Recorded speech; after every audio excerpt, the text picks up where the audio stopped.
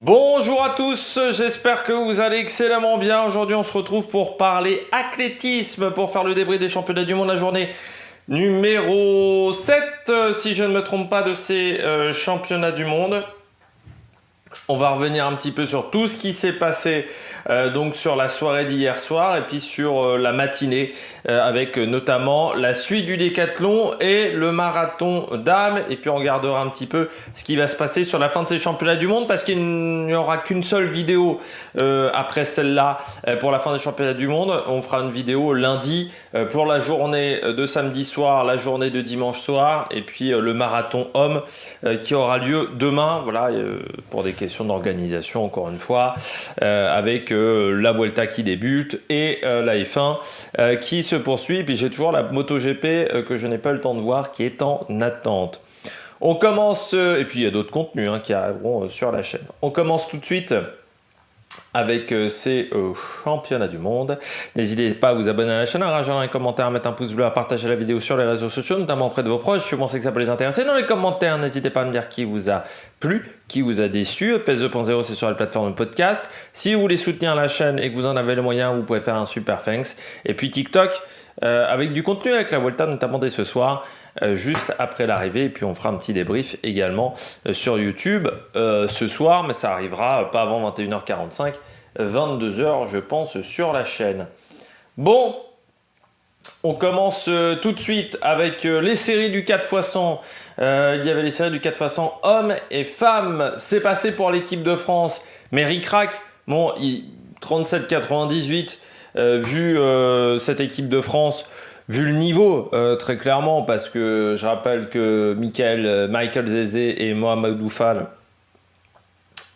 si c'était Ryan Zezé pardon, et Mohamedou Fall, étaient les seuls qui étaient qualifiés en individuel du côté du sprint. Donc c'est toujours un petit peu compliqué dans ce genre de situation, mais on a fait un 37-98. Je pense que l'endroit où on peut gagner le plus de temps, c'est sur le premier passage de relais, qui n'était pas très bon. Mais ensuite, après, derrière, je pense qu'on aura du mal à gagner 3 dixièmes pour la finale. On s'est qualifié donc derrière les États-Unis qui semblent vraiment au-dessus pour le moment avec Coleman, Kerley, Carn, Smith. Je rappelle qu'il n'y avait pas Noah Lyles notamment et les mecs qui étaient sur le 200 mètres. Du côté de la Jamaïque, avec une équipe qui ressemble grandement à ce qu'on aura en finale. Blake, Sévillé, Ford Watson 37-68 et 37-71. Très bon chrono de la part des Japonais, notamment avec Sanibron, Koike, Yanagita et Sakai. Dans la deuxième série, là encore 4 qualifiés avec l'Italie. Toujours là, l'Italie, on avait un petit peu des doutes. Cette équipe d'Italie, parce que Marcel Jacobs un peu blessé, mais ils ont très bien fini, notamment avec Tortu. Donc Rigali, Jacobs, Pata, Tortu, 37-65, meilleur perf mondial de la saison avant cette finale. Devant l'Afrique du Sud avec Mazan Wangani, Richardson, Munai et Simbine. Les Britanniques avec Azou Djemili et Foloko Amodzadie. Et le Brésil, qualifié autant notamment avec Do Nascimento en dernier relayeur. Disqualification de la Pologne et dans la première série, c'est l'Allemagne qui n'a pas terminé comme les Néerlandais. L'Allemagne, on parlait de la France, pas de médaille, des performances très moyennes avec des concurrents qui ne sont pas au top de leur forme. On va revenir notamment avec René Lanotte du côté du 800 mètres. L'Allemagne est dans la même situation que nous, sauf que contrairement à nous, l'Allemagne c'est une vraie terre d'athlétisme. La France, encore une fois, comme le disait très bien et justement Stéphanie Egana, Rio était exceptionnel en termes de résultats. Normalement, c'est 2-3 médailles. Quand vous regardez les Jeux Olympiques, depuis les années 50, on n'a jamais pris énormément de médailles en athlétisme par rapport à d'autres nations. Par contre, l'Allemagne ou l'Italie retrouve des couleurs, mais à un moment, ça a été compliqué. Mais l'Allemagne est quand même une nation forte, notamment sur les lancers. Énorme échec. Là, leur seule chance, c'est le décathlon. En termes de médailles, c'est quand même très rare de voir l'Allemagne dans cette situation-là. Alors certes, il manquait Miambo, mais ça veut dire que maintenant, leur seule réserve de médailles, c'est Miambo, comme nous, c'est Mayer. Vu le niveau de l'Allemagne, c'est un petit peu décevant. Du côté du triple saut féminin, on a eu un concours qui s'est joué au dernier essai, comme beaucoup de concours, avec une Roras qui n'était absolument pas dedans. Elle était à seulement 14,33 m, elle était 8e. à l'amorce du dernier essai. Et puis elle a sorti un 15,08. À ce moment-là, c'était Bec Romanchuk qui était devant à 15 mètres. Et elle prend la médaille sur ce dernier essai. Pérez et Hernandez médaillés de bronze, ce qui fait que Riquet n'est pas médaillé, comme Théa Lafont, qui pourtant a battu le record national de la Dominique. Et Cuba, donc avec Povea 6, Williams 7 et Derkach 8. Derkach, elle a fait un seul essai. 14,36 au premier essai, ensuite elle les a tous foirés. C'est une piste qui est assez particulière parce qu'elle est très rapide, la piste des sauts. On a vu, il y a beaucoup de... j'étais pas d'accord même à ce qu'il disait sur France Télévisions parce qu'on a vu que ce soit au décathlon, heptathlon, chez les filles, en triple saut sans longueur chez les garçons, on a eu beaucoup de sauts ratés. Beaucoup de sauts manqués et parfois des gens qui ont eu du mal en qualif. Bec Romanchuk à la longueur, elle est éliminée des qualifs de la longueur, alors que c'est une fille qui est capable de passer dans les 8. Donc ça montre la difficulté sur cette épreuve et sur cette piste du côté de Budapest. On poursuit avec le 4x100, la première série. Il y avait Brianna Williams avec Fraser Price, notamment du côté de la Jamaïque, c'est passé en 41,70. Donc, vous dire qu'il y a encore une réserve de vitesse avec les filles du 200 mètres. Du côté de la Grande-Bretagne, sans Dina Asher-Smith, là aussi, il y a les filles du 200 mètres qui vont se rajouter 42,33. Du côté de la Suisse, pas de Mujinga Kambouji, Guschmidt, Frey, Cora, Cooney qui sont passés en 42,64 et l'Allemagne, donc avec Weiland, Mayer, Luckenkamper et Haze, requalifiés dans un premier temps. Cette nation n'était pas qualifiée, était éliminée, mais je pense qu'on a considéré peut-être que les Australiennes les avaient gênées. La France dernière de sa série avec Carole Zahi, Jemina Joseph, Elena Parezo et Mallory Lecomte. Là encore, on n'a pas de filles en individuel du côté du sprint. Il y a un moment, il n'y a pas de surprise.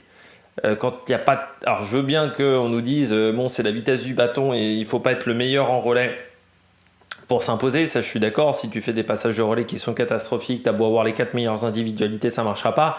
Par contre, si tu n'as pas déjà un minimum de talent individuel, ça ne le fera pas. Et c'est ce qui nous manque aujourd'hui du côté du sprint. C'est sûr qu'on a eu une époque, je pense notamment à Myriam Soumaré, où on avait un peu plus de talent au niveau du sprint, au niveau déjà européen. Carole Zahi, Jemina Joseph, Parezo Lecomte, c'est déjà des filles qui ont du mal à exister au niveau européen. Au niveau mondial, c'est encore plus compliqué. Dans la deuxième série, c'est passé pour les États-Unis. C'est passé également pour la Côte d'Ivoire, avec un record continental pour Muriel Aouré, Marie-Josée Talou, Gabaye et Koné. J'avais dit ce relais ivoirien, c'est la première fois qu'on voit 4 filles comme ça du côté du sprint ivoirien être très performante, avec une Marie-Josée Talou qui faisait également le 200 mètres, donc a décidé de se concentrer sur le 4x100. Mais je vous avais dit que cette équipe, après le 200 mètres, les séries de 200 mètres, elle allait être très intéressante. Et puis record national d'Italie pour Kadari, Borgiorni, Pavezze et Dozo. Les Néerlandaises sont passées également, comme les Polonaises au temps. Donc ce qui fait qu'elles seront 9 en finale. Les Nigérianes, elles ont été disqualifiées. On passe à la finale du javelot féminin. Là aussi, ça s'est joué au dernier essai pour Kitaguchi qui a fait 66-77. Médaille d'or, elle était 4e avant le dernier essai. Il y a eu Mackenzie Little aussi qui n'était pas sur le podium et qui est montée sur le podium grâce au dernier essai. Et puis Ruiz Hurtado, elle avait fait son 65-47 bien avant. Et Cochina Laliton, qui était capable, je pense, de faire mieux. On avait vu en qualif, là, elle avait un peu du mal. Je trouve aussi qu'elle a une course de l'an qui est très réduite par rapport à d'autres. Il y aurait peut-être un travail à faire là-dessus. Mais on s'aperçoit quand même qu'en seulement 63-38, on est sur le podium. C'est très faible, donc quand même du côté du javelot. Mais c'est le cas depuis quelques temps, le javelot féminin. Tu peux monter sur le podium maintenant à 63 mètres. Et on a vu aussi les qualifs chez les garçons du javelot. Je crois que ça s'est joué à 81 mètres. Un truc comme ça, c'est des distances qui avant, qu'on atteignait très facilement. Du côté des demi-finales du 800 mètres chez les dames, Kelly Hodgkinson et Nea Atkins qui sont passés dans la première, Noélie Yarrigo qui n'est pas passée. C'est souvent le cas pour la béninoise qui a du mal après les séries, elle fait souvent des belles séries, puis ensuite en demi c'est compliqué. Mata Hanen, la finlandaise, malgré un record personnel, n'est pas passée en 1,59,81. Ça a couru très vite parce qu'on s'aperçoit quand même qu'on a 6 filles en moins de 2 minutes dès les demi. Dans la série numéro 2, Jemina Ricci et Ravin Rogers en 2 minutes. C'est pas passé pour Renelle Lanotte. C'était une course lactique. Elle a pas très bien géré. Et en même temps, les courses lactiques, c'est pas là où elle est le mieux, Renelle Lamotte. Moi, j'ai toujours trouvé que c'était une fille qui était très forte en meeting. On l'a vu parfois coller des 1,56, qui était très forte aussi. Mais quand il y avait peu d'adversité, en fait. Renelle Lamotte, dès qu'il y a un peu de bagarre, dès qu'il faut aller au combat, elle a toujours un petit peu du mal et ça se confirme un peu, quoi. Dès qu'il y a beaucoup d'adversité, souvent elle n'est pas dans le coup, et là il y a eu un peu d'adversité et elle n'a pas réussi à s'en sortir. Du côté de la série numéro 3, Marie Mora qui est passée avec Atingmou. Pourtant Atingmou elle a failli tomber, elle est revenue, elle a réussi à passer avec Nakai et Chouassi. Caldwell, c'est elle qui est tombée. Non, c'est Seko Dizio, pardon, qui est tombée. La sud-africaine qui n'a pas réussi à revenir ensuite. Et là encore, 6 filles en dessous des 2 minutes avec un record personnel pour Eloïsa Coro. Ce qui fait que pour la finale, on n'a que des filles qui sont sous les 2 minutes. Non. On a Reiki et Rogers qui sont au-dessus, mais juste au-dessus. Elle est qualifiée au temps, c'était 1,58,89 et 1,58,99. Donc 2 qualifiés au temps en moins d'1,59. C'est pour montrer un petit peu le niveau quand même dans cette catégorie. La finale du 200 mètres féminin, sans trembler, Shalika Jackson. C'est-à-dire sur la deuxième partie de course, quand elle commence à dérouler, c'est costaud. Devant Gabrielle Thomas qui est bien revenu sur la fin. Et Sha'Carri Richardson, 21,92, record personnel. Encore pour Richardson. Et Gabrielle Thomas, elle était impressionnante parce qu'elle était subjuguée par la performance de Shalika Jackson au record des championnats. Mais vraiment, elle a fait un super chrono, la Jamaïcaine. Alfred 4, Neita, nouveau record personnel une nouvelle fois, 5e devant Strachan. Dina Asher-Smith 22,34. Sur toute la saison, ça a été compliqué. Dina Asher-Smith, sur toutes les courses dans ces championnats du monde, c'était poussif. Je rappelle qu'elle c'est une ancienne championne du monde de la discipline quand même. Et Marie-Josée Talou qui prend la 8e place, mais elle avait privilégié le 4x100. Marie-Josée Talou, elle a des gros départs, mais sur 200 mètres, ça a un peu du mal à tenir sur la fin. 200 mètres masculin, là aussi, il y a eu quand même un combat un peu plus important que prévu. Avec un Noah Lyles qui, je pense, avait... Après les séries, après les demi, je vous avais dit, il a dans les jambes au moins les 19,30, voire mieux. Et pourtant, il fait que 19,52 en finale. Alors, est-ce qu'il s'est mis trop la pression? Est-ce qu'il fait qu'il n'était pas assez détendu dans sa manière de courir? Ou est-ce qu'il a voulu trop en mettre et qu'il a perdu un petit peu au niveau technique? Ça sera à lui d'étudier ça, mais il fait que 19,52, ce qui fait que ça a été un petit peu plus la bagarre avec Nathan. Et Tebogo, belle performance du Botswanais. Le Botswana, on en parle peu, mais ils font des très bons championnats du monde, et surtout on les voit sur les disciplines de sprint maintenant. Avant on les voyait sur 800, 400. Maintenant ils sont présents également sur 100 mètres, et donc quelques autres disciplines. Ça va être intéressant à suivre tout ça. Zernial Hughes 4 avec Ben Marek, André de Grasse, Ogando, Hudson, Fan Boulet. En parlant de nations qui ne sont pas non plus au top, les Britanniques. Il n'y a pas eu tant de médailles que ça du côté des Britanniques sur ces championnats du monde, avec l'Allemagne. On voit que les nations européennes, ça a été compliqué. À part la Norvège, l'Italie, il y a quand même beaucoup de nations qui ont un peu souffert sur ces championnats du monde. Même la Pologne. Au final, 800-1500, la Pologne, c'était vraiment des disciplines où ils étaient très forts. Ça n'a pas été si facile que ça. Après, il y a quelques titres quand même, mais on voit que les nations européennes ont eu du mal. Le marathon féminin, la victoire pour l'Éthiopienne Sankoulé devant Gebrselassie. Gardadi, la Marocaine, 3e, ça fait du bien de voir des pays du Maghreb, de l'Afrique du Nord, être performants sur la discipline du demi-fond, parce qu'il y a eu des petits passages compliqués. aussi avec des concurrentes qui avaient été rappelées par la patrouille. Les Kenyanes, seulement 6 et 7. Quand il y a une affaire de dopage par semaine du côté du Kenya, ça commence à faire ses effets au niveau des performances. La première européenne, c'est Salpeter qui est 4e, parce que je rappelle que Israël en athlétisme fait partie de l'Europe. Et la deuxième, c'est Kejeta, l'allemande. Et puis voilà, la belge Anne Verbruggen qui fait 39e dans cette course. Où il n'y avait pas de française. Guéméchou a abandonné. Chelimo également du côté de Bahreïn qui a également abandonné. Il y a eu peu d'abandon quand même sur cette course. Les qualifications du lancer du poids, c'est passé pour Schilder en 1964, pour Dongbo la portugaise, Ogunleye. L'allemande, très intéressante, record personnel 1944, elle l'a amélioré en plus je crois d'une dizaine de centimètres, donc très très bien.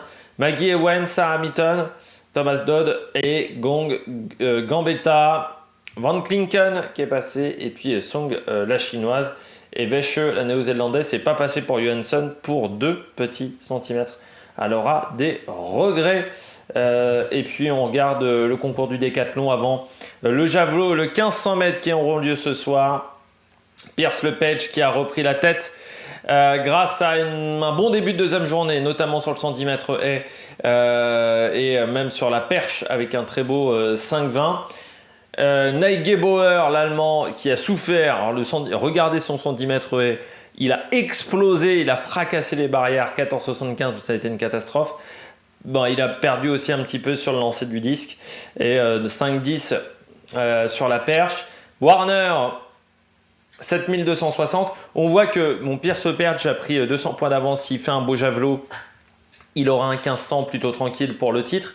Par contre, Neugebauer, Warner, Victor, Williams, même Tilga, tout ça se tient en 200 points quasiment. Donc pour le podium, rien n'est fait. Surtout que Victor, il est très bon sur le javelot. Et Warner, je pense que il peut peut-être s'accrocher sur le 1500 quand même aussi. Donc Neugebauer, qui pourtant avait fait une très bonne première journée, pourrait souffrir. Mais je rappelle, c'est souvent la deuxième journée qui est la plus importante en décathlon. C'est là où on peut faire des écarts, parce que vous avez notamment le javelot, vous avez le disque. Quand vous vous ratez au disque, vous perdez beaucoup de points. Et puis la perche aussi, qui est une discipline où il y a toujours un peu d'appréhension du côté de la perche. C'est des disciplines où les avantages techniques se voient beaucoup plus. Sur le 110 haies, il y en a certains, on avait l'impression qu'ils couraient, mais à 2 à l'heure. C'est terrible sur 110 haies, parce que par rapport à un 110 haies classique, on voit des énormes différences au niveau des intervalles. Le disque, il y a quand même certains qui ont un peu du mal, c'est une discipline qui est très technique. C'est une discipline où les écarts techniques se voient beaucoup plus en deuxième jour. Et puis le 1500 mètres où souvent on ne le travaille pas trop et ça peut faire mal. Marcus Rousse, 7e. Ethel, 10e, qui a eu un concours du disque catastrophique. Et puis ils ne sont plus que 18 en course. Et encore, on va voir, parce que Nielsen, Garland et Owens n'ont pas été notés sur la perche. Donc on verra s'ils continuent le concours ou pas. Mais il y a eu beaucoup d'abandons, et des abandons de marque quand même. Moloney, l'Australien, Kevin Mayer, Niklas Kohl, Ziemiec également, l'Américain. On ne parle pas de branquignol quand même du côté du décathlon, qu'il a fait mal ce décathlon. On se retrouve donc ce soir. Alors nous, on fera donc la vidéo lundi. Ce soir, il y aura le saut à la perche masculin à 19h05 avec Mondo Duplotis. Le javelot à 19h05 pour la première série, à 20h10 pour la deuxième pour le décathlon. Les séries du 4x4 masculin et féminin à 19h30, 19h55. Le lancer du poids féminin à 20h15, 20h30 pour la finale du 800 mètres masculin. Le 5000 féminin à 20h50, le 1500 du décathlon à 21h25 pour la première série. 21h40 le 4x100, mais il y aura peut-être même qu'une série au 1500. Parce que vu qu'ils vont peut-être finir à 14 ou 15, il y aura peut-être qu'une série du côté du 1500, on verra. 21h40 le 4x100 le relais masculin, et à 21h53 les dames pour finir cette journée. Et donc demain, il y aura le marathon à 7h. Et puis à 20h, on aura le 100 hauteur, le javelot 100 hauteur féminin, le javelot masculin, avec nos deux françaises de 100 hauteur, le 5000 masculin 20h20, 20h45 le 800 mètres, le 3000 mètres steeple féminin 21h05 et puis les deux relais 4x4 à 21h37 et 21h50 pour terminer comme d'habitude ces championnats du monde d'athlétisme. N'hésitez pas à vous abonner à la chaîne, à réagir dans les commentaires, à mettre un pouce bleu et puis nous on se retrouve donc lundi après-midi pour faire le débrief de ces différentes épreuves. Allez, ciao ciao!